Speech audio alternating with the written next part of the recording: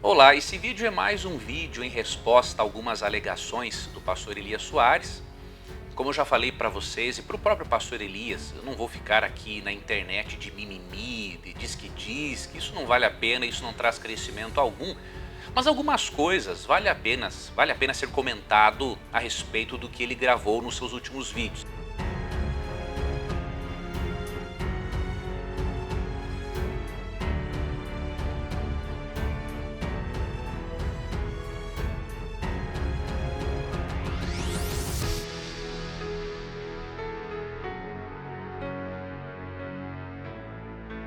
Vou abordar com você algumas coisas, vou demonstrar para você e para o pastor Elias com muito respeito que ele se contradiz em certas coisas que ele afirma. Ao mesmo tempo vou demonstrar que há irmãos da Igreja Assembleia de Deus que comentaram sobre os nossos vídeos e que concordam com o meu posicionamento, ou seja, há irmãos da própria igreja do pastor Elias que descobriram a verdade bíblica acerca de certos assuntos como imortalidade da alma, ressurreição de Moisés, e que por isso o pastor Elias deveria com mais humildade considerar as opiniões desses irmãos. E vou também apresentar para você alguns comentários ricos de internautas que refutaram por completo as alegações do pastor Elias. Eu estava aqui iniciando a preparar um breve esboço para o próximo vídeo, mas não foi necessário. Os comentários que nós recebemos aqui foram tão preciosos que esses comentários me ensinaram coisas assim muito significativas. E esses comentários por si mesmos, eles já refutam por completo as alegações do pastor Elias Soares. E antes de apresentar esses comentários, eu quero ver dois tópicos, que o pastor Elias mencionou. O primeiro, o pastor Elias mencionou num dos seus vídeos, e um desses vídeos até foi apagado, ele mencionou que já havia um debate pré-agendado para esse ano entre ele e eu, e que este debate foi pré-agendado com a produção do Vejam Só. O detalhe, pastor Elias, é que eu mantive contato com a produção do Vejam Só, e eu fui informado pela produção que eles não conversam com o senhor há mais de um ano. Eu também fui informado de que o programa está passando por uma reformulação no cenário e que eles não agendaram nada com ninguém. Então eu gostaria de saber se o senhor falou com outra pessoa, além da que eu falei no programa Vejam Só, porque essa informação não está condizendo com os fatos. Então esse é um primeiro ponto que eu gostaria que o pastor me informasse a respeito. O segundo detalhe, o pastor comentou nos seus vídeos o uso que eu faço das notas de rodapé. Deixa eu dizer uma coisa, pastor, muito importante. Eu me recordo, quando eu fiz essa matéria História da Arte, na minha graduação em Comunicação Social, eu ouvi uma frase da minha professora de História da Arte que eu nunca mais esqueci. Ela disse o seguinte: a nota de rodapé é uma forma humilde de reconhecermos que não somos os donos do saber. O senhor deveria usar mais notas de rodapé para comprovar as suas ideias ou para demonstrar que elas têm algum nexo. Quando nós usamos nota de rodapé, nós simplesmente estamos adotando um procedimento acadêmico e humilde para demonstrar o seguinte: nós não somos os donos do saber. Se outras pessoas refletiram teologicamente a respeito do que eu estou tratando, e eu estou usando este argumento, é o meu dever citar. Isto no meio acadêmico, pastor Elias, se não for feito, o aluno pode ser reprovado na hora. E eu não cito essas notas de rodapé porque elas são as minhas autoridades. Se eu fizesse isso, eu estaria sendo um doido. A minha autoridade é a Bíblia. Eu cito notas de rodapé, cito outros comentários por dois motivos. Primeiro, porque eu tenho que demonstrar que a sua alegação, as suas alegações de que os adventistas ensinam isso é uma alegação falsa. O senhor não informa ao seu público que há outros comentaristas não adventistas, incluindo protestantes e católicos, que creem como os adventistas na mortalidade da alma. Então eu cito essas notas, eu cito esses autores, essas referências, não porque eles são a minha regra de fé e prática, até porque eu discordo deles em vários aspectos, não é? Eu discordo deles em vários aspectos. E os meus telespectadores e internautas sabem disso.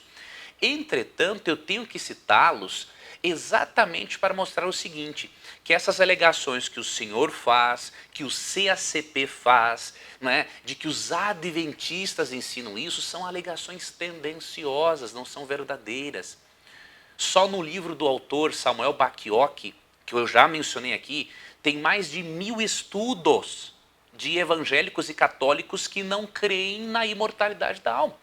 Então eu não estou fazendo deles a minha regra de fé. Eu estou citando-os para demonstrar que a sua argumentação é tendenciosa e que o senhor não informa ao seu público a respeito disso. Se as notas de rodapé não servem para nada, por que existem as bíblias de estudo? Por que existem os comentários? Por que, por exemplo, existe a Bíblia Apologética de Estudos? Nenhum leitor que adquiriu a Bíblia Apologética de Estudos, ele crê que a Bíblia Apologética é sua regra de fé.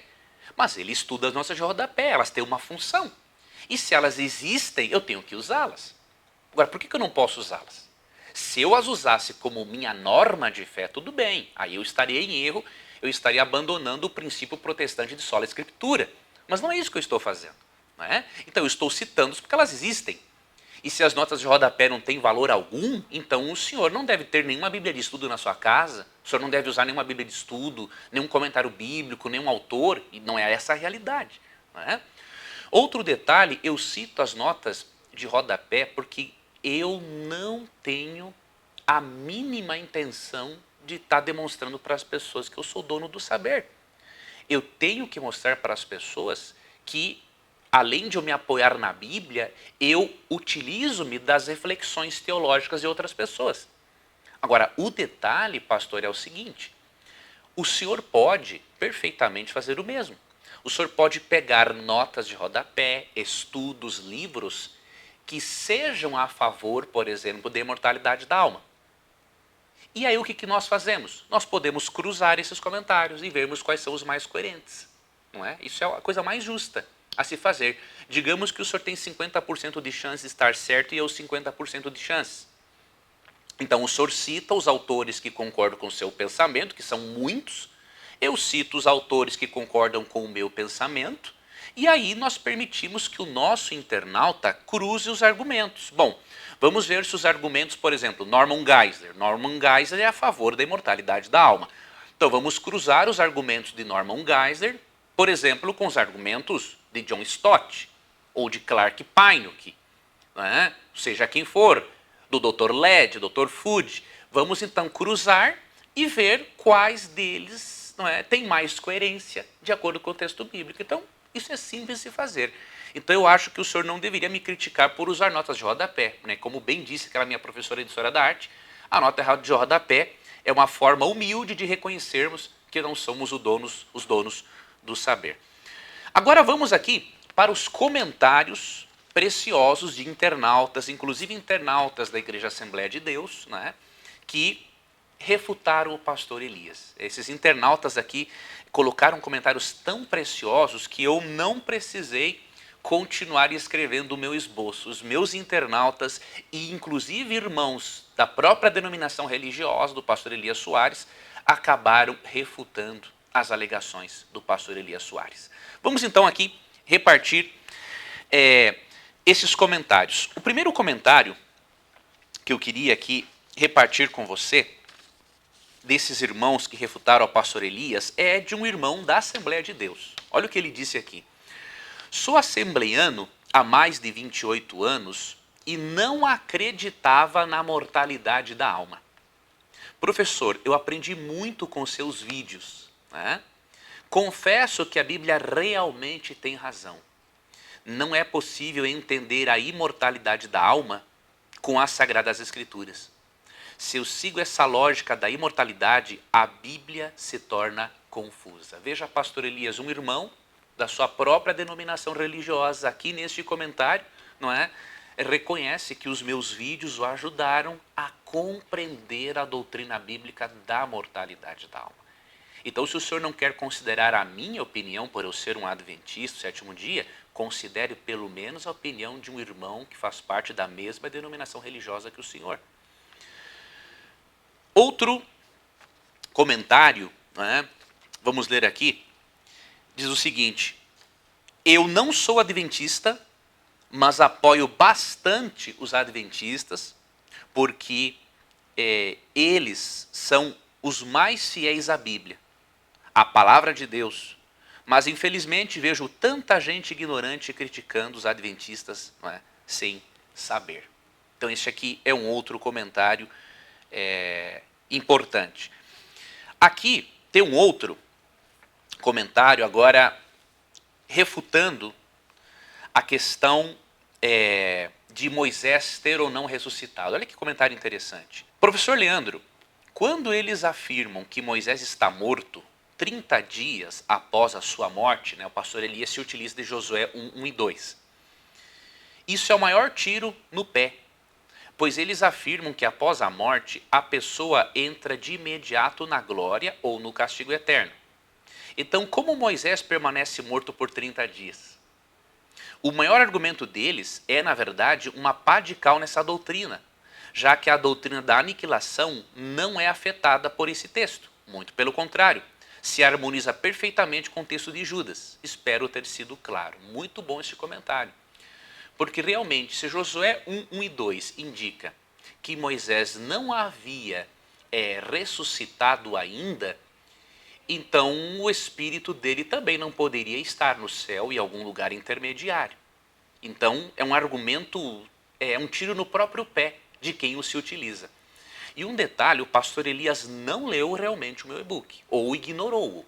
Porque no meu e-book, sobre a ressurreição de Moisés, a partir da página 50, eu faço uma refutação das alegações dele em torno de Josué 1 e 2, dando a entender que Moisés continuava morto, não é? 30 dias depois. Eu refuto tudo isso a partir da página 150 até a página...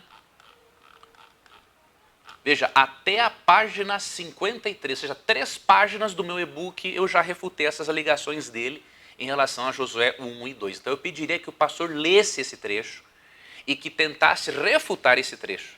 Eu não posso seguir aqui comentando, tentando refutá-lo em coisas que eu já refutei. Então o senhor precisa ler o que eu escrevi, me dar uma contra-resposta e aí nós seguiremos na discussão de Josué 1 e 2. Agora veja esse outro comentário também de um irmão da Assembleia de Deus. O pastor deveria considerar isso com muito carinho, reverência e oração. Se Deus está revelando para irmãos de várias igrejas, inclusive da sua, que a Bíblia ensina a mortalidade da alma, uma visão holística do ser humano e não dualística ou tricotomista, o senhor deveria avaliar isso. Deus pode estar, por meio do Espírito Santo, falando ao seu coração, para o senhor mudar os seus conceitos. E ele já o usa, ele poderá usá-lo ainda mais, se o senhor ficar do lado da doutrina bíblica. Olha o que esse outro irmão da Assembleia de Deus disse. Você vai vendo aqui as imagens na tela e você vê os nomes das pessoas que comentaram. Ele falou o seguinte: professor Leandro Quadros, a paz do Senhor. Eu sou da Assembleia de Deus, mas não sou imortalista. Me permita uma sugestão. Toda vez que o pastor Elias Soares fala da imortalidade da alma, ele usa Mateus 10, 28, né, que diz: temei aquele que pode fazer perecer no inferno tanto a alma quanto o corpo. Eu já o refutei em relação a isso. Agora, olha o adendo que esse irmão deu. Por que vocês não usam Lucas 12, 4 e 5? É o mesmo assunto e um texto mais simples que não tem nada de alma imortal. Um abraço. Veja o que esse texto de Lucas 12 diz, um texto que um irmão da Assembleia me ensinou a usar e que refuta a alegação do pastor Elias de que Mateus 10, 28 ensina a imortalidade da alma. Eu até mencionei no meu vídeo anterior que a palavra ali pode ser traduzida por vida, com base no contexto de Mateus 10, 28, a alma seria a vida, com base no verso ali 35, né?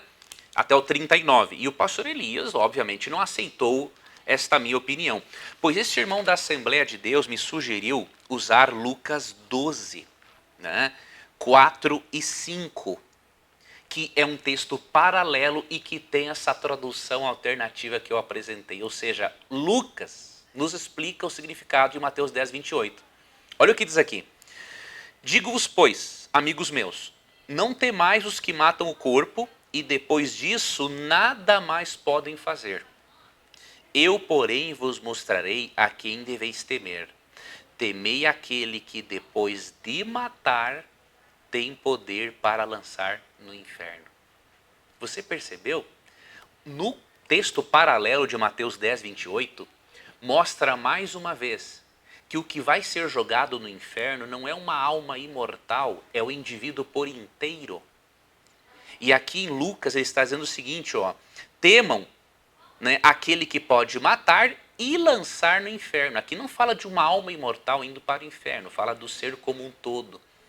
Então, quando Mateus 10, 28 diz, né, temei aquele que pode fazer perecer no inferno a alma e o corpo, quando eu apresentei a possibilidade de traduzir o texto por vida, ou seja, Deus vai acabar com a possibilidade da vida eterna no indivíduo, porque vai castigá-lo depois de destruí-lo, isso se harmoniza com esse texto paralelo de Lucas 12, versos 4 e 5, porque realmente não é uma alma indo para o inferno, é o ser inteiro, mostrando mais uma vez o holismo bíblico e lembrando, né, que Mateus 10, 28 fala que Deus vai fazer perecer no inferno tanto a alma quanto o corpo. Não diz que a alma vai continuar viva ou imortal no inferno. O termo perecer é empregado para o ser humano como um todo. Então só não vê isso no texto bíblico quem realmente não quiser ver. E considerando que Lucas tinha origem gentílica, né? Então era um homem que realmente aceitou o posicionamento bíblico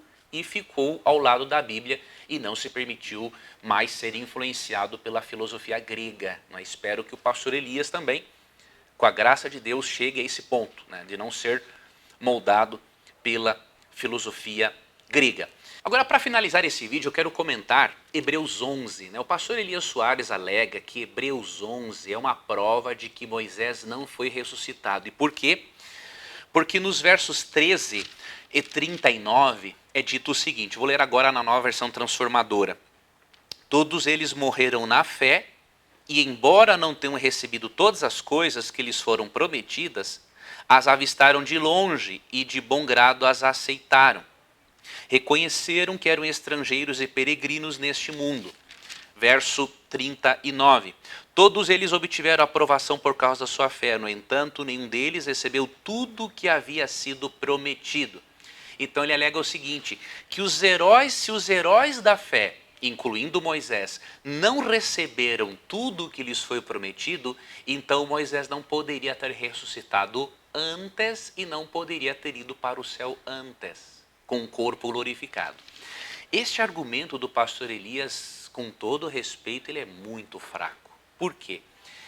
Se eu for interpretar que Moisés não poderia ter ressuscitado, né, porque os heróis da fé não receberam a plenitude da promessa, então eu teria que tirar também Enoque do reino dos céus. Porque aqui no verso 5, não é, diz o seguinte, pela fé Enoque foi levado para o céu sem ver a morte.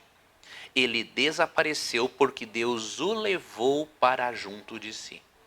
Porque antes de ser levado, ele era conhecido por agradar a Deus.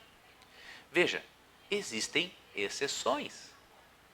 Se Enoque pôde ser glorificado para ir para o céu, por que Moisés não poderia ser glorificado também? Nada a ver. O argumento pastor Elias não tem lógica.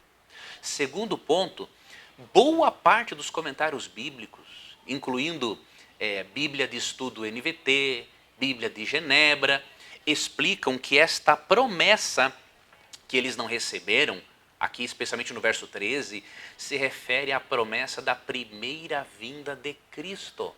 Ou seja, esses heróis na fé, pela fé, contemplaram que Deus mandaria um Messias, mas eles não viram o Messias, porque morreram antes de o Messias vir. Simples assim.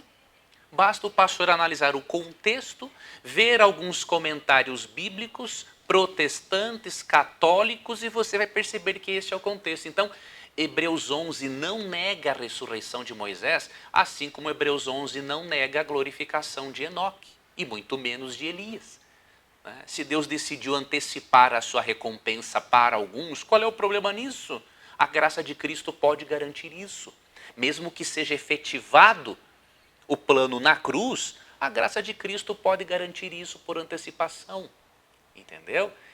Então, pastor, eu recomendo, mais uma vez, leia o e-book. Quando o senhor quiser tratar da ressurreição de Moisés, leia os meus argumentos no e-book, né? Porque senão eu vou ficar aqui repetindo aquilo que eu já escrevi. E aí nós dois vamos perder tempo. Então, leia o e-book e aí nós podemos continuar neste assunto. Lembrei de um outro argumento do pastor Elias.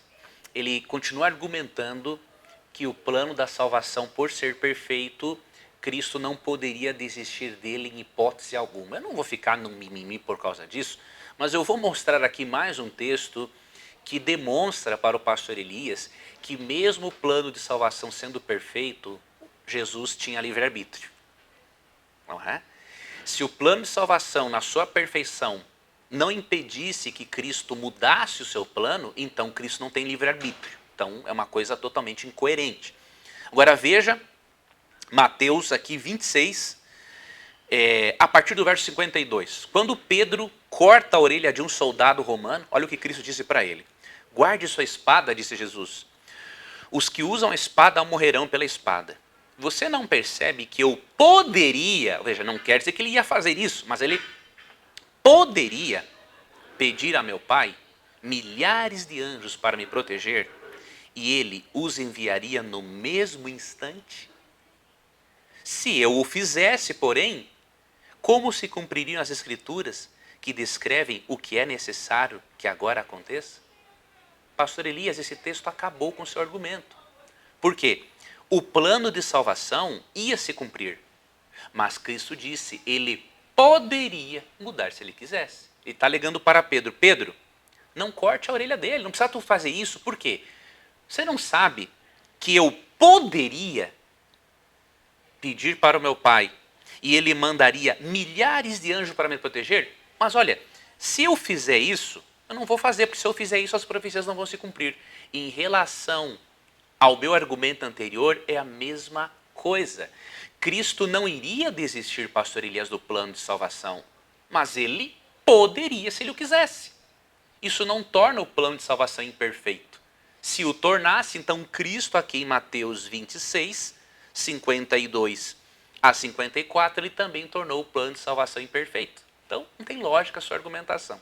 O senhor deveria, com humildade, aceitar o texto bíblico. Não é? Perceber que a sua argumentação precisa, sim, ser refinada à luz do texto bíblico.